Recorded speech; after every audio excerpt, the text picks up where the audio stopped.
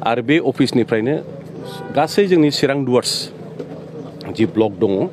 बेनि रायजो राजा आइ आफा आरो जोंनि मावफारियाफोर दोलोनि दैदेनगिरिफोर इलेक्सनखौ बिनिफ्रायनो मोजाङै शान्तिपूर्ण भाबै परिचालना एबा सालायनो थाखाय बे अफिसखौ दिनै बेखेवबाय आरो मिजिंथियो साफ्रोमबो ओनसोलनि आइ आफा रायजो राजाया बे अफिसाव माने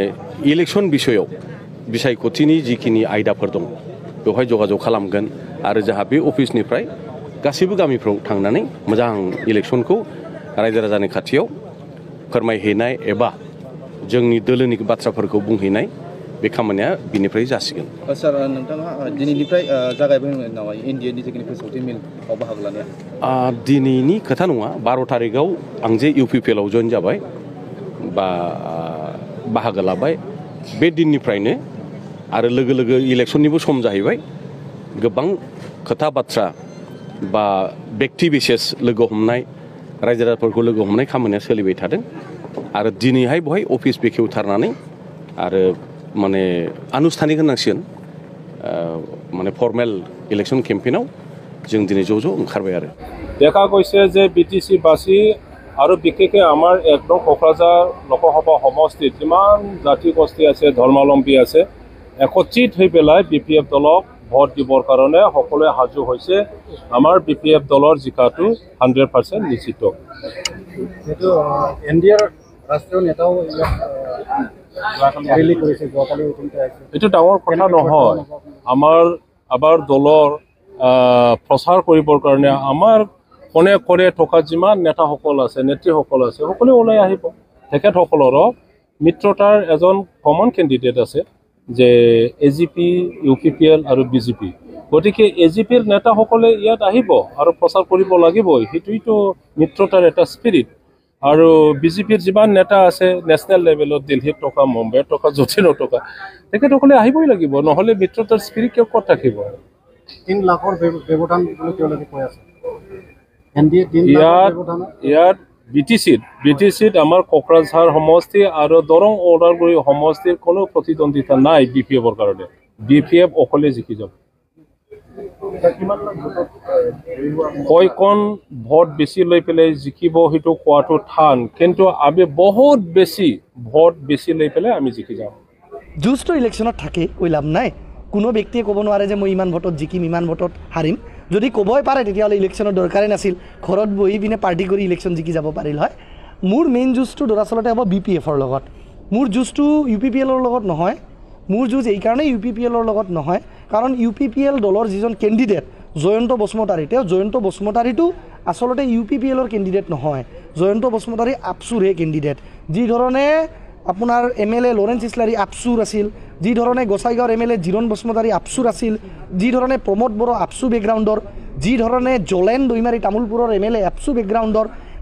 কাজলগাঁৱৰ বিটিচি সমষ্টিত কাউন্সিল ইলেকশ্যন হাৰা ৰনগুৰা নাৰ্জাৰী বেয়া কৰি MCLA ইলেকশ্যন হাৰিও ৰাজ্যসভাৰ টিকিট পায় এপচু হোৱাৰ কাৰণে। তো সেইধৰণেই জয়ন্ত বসুমতাৰীয়ে আপচুৰ মানুহ, তেওঁ কেইদিনৰ কাৰণে ইউপিপিএলৰ ছবিটো ভাড়াত লৈ আহিছে, ট্ৰেক্টাৰৰ চিহ্নটো ভাড়াত লৈ আহিছে। 7 মে'ৰ পিছত আৰু ভাড়াৰ পৰা ঘূৰাই দিব ট্ৰেক্টাৰখন। তো তেওঁ হ'ল আপচুৰ মানুহ। গতিকে মোৰ কম্পিটিশ্যনটো হ'ব হাগ্ৰামা মহিলাৰী আৰু হাগ্ৰামা মহিলাৰী আৰু খাম্পা বৰগোহাঞিৰ মাজত। হাগ্ৰামা মহিলাৰীটো বিপিএফৰ প্ৰধান আৰু খাম্পা বৰগোহাঞি হ'ল বিপিএফৰ প্ৰাৰ্থী। এইকাৰণে প্ৰতিযোগিতাটো হ'ব যে যি 17 বছৰে হাগ্ৰামা মহিলাৰী আৰু খাম্পা বৰগোহাঞিৰ ডেপুটি চিফ হৈ থাকি সেই সময়ত যিবোৰ তেওঁলোকে শোষণ কৰিলে, প্ৰতাৰণা কৰিলে, ৰাইজক লাঞ্ছিত বঞ্চিত কৰিলে, সেই প্ৰতাৰণাৰ ফলতেই কিন্তু আজিৰ দিনত ৰাইজে তেওঁলোকক গাদীৰ পৰা একেবাৰে নামাই তেওঁলোকক অপজিশ্যনত বহাই থৈ দিছে। আৰু এইকাৰণে প্ৰতিদ্বন্দ্বিতা হ'ব বুলি মই অনুভৱ কৰোঁ,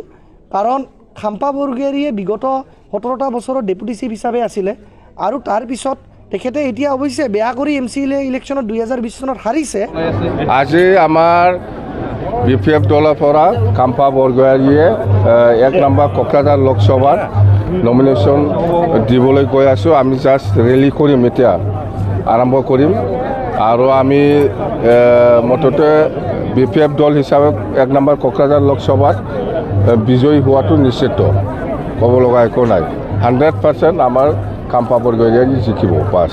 আৰু এইফালে দৰং ওদালগুৰিতো আমাৰ দুৰ্গা দাস বড়ো ডাঙৰীয়াই জিকিব। যোৱাকালি মই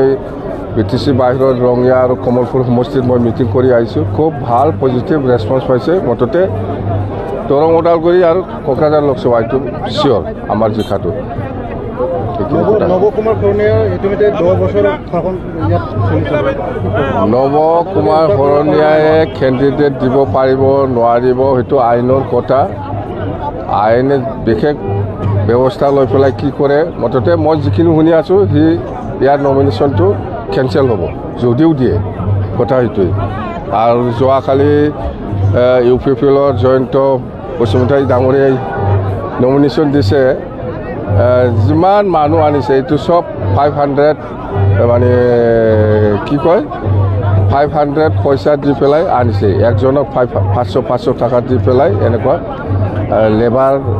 লগোৱা নিচিনা হাজিৰা দি পেলাই মানুহ আনিছে এইটো মই ৰিপৰ্ট আছে মোৰ হাতত এইখিনি কথা বেলেগ একো নাই আজি যোৱাকালি যিখিনি মানুহ দেখুৱাই যে UPPLে এইটো চব হাজিৰা মানে ভোটাৰ নহয় ছাৰ ভোটাৰ হয় কিন্তু ভোট আমাকে দিব সিহঁতে নিজে কৈছে আপোনালোকে চিন্তা কৰিব নালাগে আমি 500 টকা পাইছোঁ আমি আহিছোঁ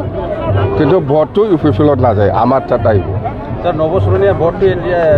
নৱচৰণীয়া ভোটটো UPPLত যায় না BPOত আহে না ক'ত যায় আমি নাজানো তাৰ ভোট নাই এতিয়া নৱচৰণীয়াৰ ভোট নাই এতিয়া দেই থেংক ইউ 10 বছৰ MP হৈ গ'ল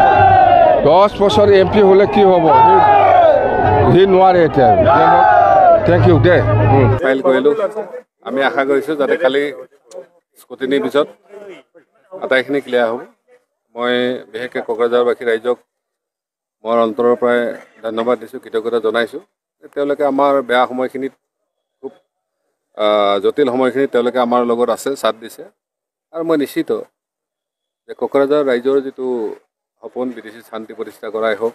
বা বাকী যাৱতীয় তেওঁলোকৰ অধিকাৰ মৰ্যাদালৈ যিখিনি যুঁজ এজ এ নাগৰিক হিচাপে মই সদায় তেওঁলোকত আছোঁ তেওঁলোকত থাকিম মই পুনৰবাৰ কৈছোঁ যে আমি যিকোনো জটিল মুহূৰ্তত হ'লেও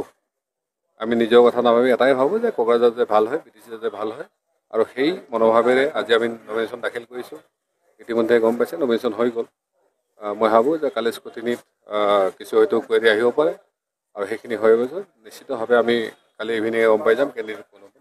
আমি আজি নমিনেশ্যন দিয়াৰ কাৰণে আহিছোঁ নমিনেশ্যন একচেপ্ট হ'ল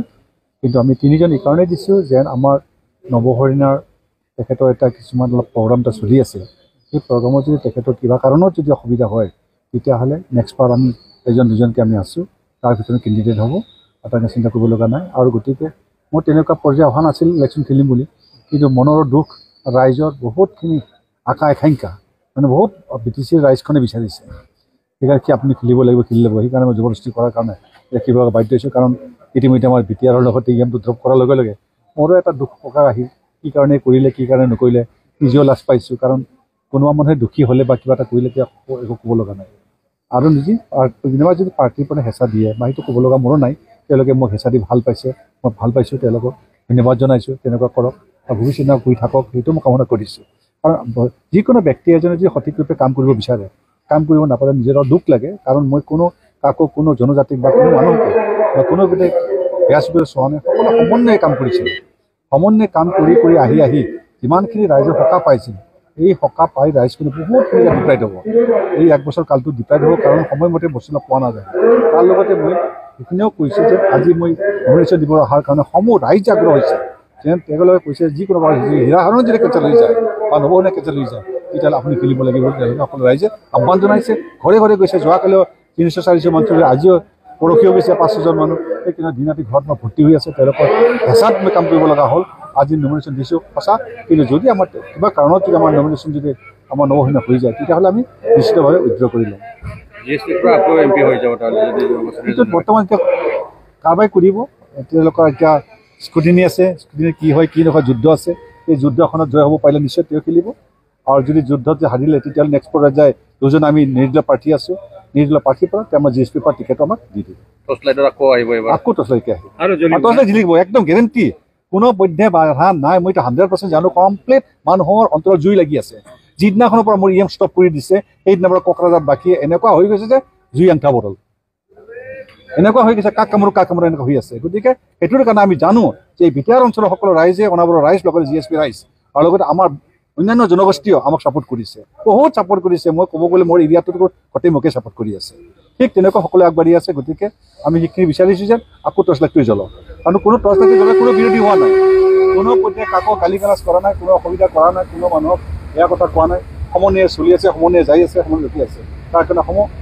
ৰাইজকো আহ্বান জনাইছোঁ, সকলোৱে যে আমাৰ প্ৰতি আগ্ৰহীত হওক, আগ্ৰহীত যে আমাৰ টৰ্চৰ পুলি জ্বলোৱাৰ কাৰণে যে সহায় কৰে।